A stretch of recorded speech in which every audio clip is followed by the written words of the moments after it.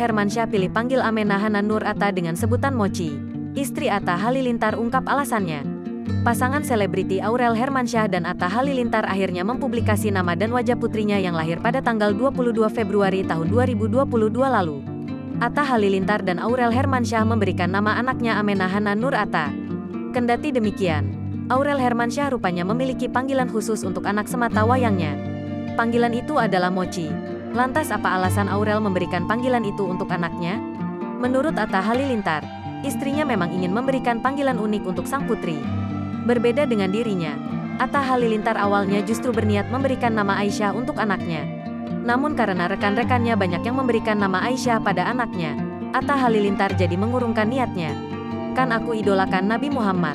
Tadinya pengen namanya Aisyah, kata Atta Halilintar. Cuma karena banyak teman-teman yang pakai nama Aisyah. Oh, nama ibunya seseorang yang hebat namanya Amenah, tambahnya. Atta Halilintar dan Aurel Hermansyah teringat nama ibu dari Nabi Muhammad, yakni Amenah.